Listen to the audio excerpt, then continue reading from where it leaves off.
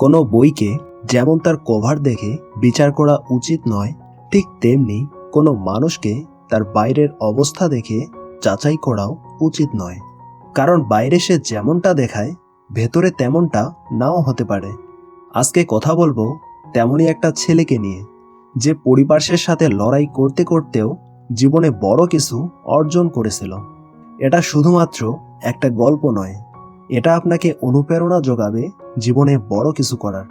তো চলুন মেইন গল্পটি শুরু করা যাক।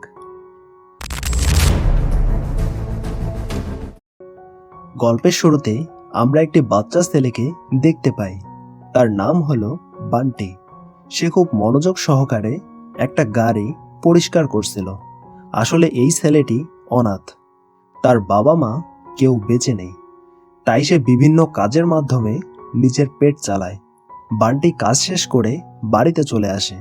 এরপর সে গোসল করে পরিষ্কার হয় এবং কাপড় পরতে পরতে দেয়ালে লাগানো একটা আয়নার দিকে তাকিয়ে থাকে।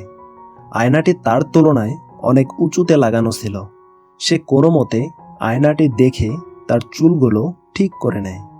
এরপর বান্টি একটা পুরনো বাক্স থেকে কিছু বই বের করে একটা ব্যাগে ঢুকিয়ে নেয় এবং সেই ব্যাগটি কাঁধে নিয়ে রাস্তায় বেরিয়ে পড়ে।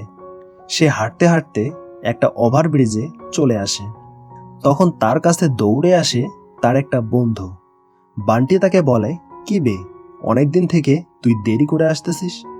তখন তার বন্ধু বলে, আমার মা কয়েকদিন থেকে অনেক অসুস্থ, তাই বাড়ির সব কাজ করে তারপর আসি, এই জন্য আমার একটু দেরি হয়। তখন বান্টি দেখতে পায় একটা ট্রেন আসতেছে। বান্টি তার বন্ধুকে বলে, আব্বে তাড়াতাড়ি চল, ট্রেন চলে এসেছে। এরপর আমরা দেখতে পাই বান্টি তার ব্যাগ থেকে বইগুলো বের করে সেগুলো বিক্রি করার চেষ্টা করছে। তার কাছে এবিসিডি থেকে শুরু করে মহান ব্যক্তিদের জীবন সম্পর্কিত বইও ছিল। সে মানুষদের দৃষ্টি আকর্ষণ করে বইগুলো বিক্রি করার চেষ্টা করে। অপরদিকে তার বন্ধু ছোট বাচ্চাদের খেলনা বিক্রি করার চেষ্টা করে আর বেলুন ফুলিয়ে মানুষদের দৃষ্টি আকর্ষণ করে। বান্টি মন গলানো কথা বলে তার কিছু বই বিক্রি করে। তখন সেখানে বসে থাকা একটি বৃদ্ধ লোক তার পাশের জনকে বলে, এই ছেলেগুলোর নিজের ভবিষ্যতেরই কোনো ঠিক ঠিকানা নেই, আর তারা আসছে অন্যের ভবিষ্যৎ গড়ার জন্য বই বেচতে। লোকটি আরও বলে, আমি নিশ্চিত এই ছেলেটি বইয়ের একটা শব্দ ঠিকমতো বলতে পারবে না।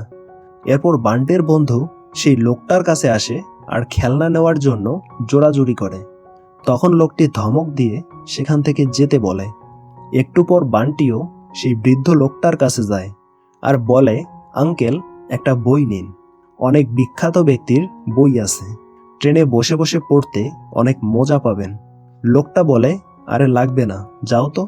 কিন্তু সে এরপরেও জোরাজুরি করলে লোকটা বান্টিকে ধরে ফেলে আর বলে, তুই এই বইয়ের একটা লাইন পড়তে পারলে আমি তোর সব বই কিনে নেব। এই ঘটনায় বান্টি অনেক ঘাবড়ে যায় আর সেই কামরায় থাকা সব লোক বান্টির দিকে তাকিয়ে থাকে। তারপরেও মনের শক্তি নিয়ে সে একটা বইয়ের গল্প পড়তে শুরু করে। তার এত সুন্দর পড়া দেখে লোকটা মন থেকে অনেক অনুশোচনা বোধ করে।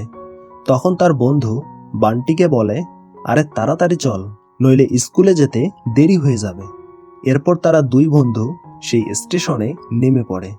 আপাত দৃষ্টিতে এই গল্পটিকে সামান্য মনে হলেও এটা আমাদেরকে শেখায় যে কারো বাইরের অবস্থা দেখে তাকে বিচার করা উচিত নয়। কারণ সবাই বেড়ে ওঠার জন্য উন্নত পরিবেশ পায় না, কিন্তু তবুও তারা পরিপার্শ্বের সাথে যুদ্ধ করে টিকে থাকে। এরাই হলো সেই প্রকৃত যোদ্ধা। তো আজকে এই পর্যন্ত। গল্পটি ভালো লাগলে ভিডিওতে একটা লাইক দিন, আর এইরকম মুভি এক্সপ্লেইন ভিডিও পেতে চ্যানেলটি সাবস্ক্রাইব করে পাশে থাকার অনুরোধ রইল। তো ভালো থাকবেন আর বেশি বেশি মুভি দেখবেন। ধন্যবাদ।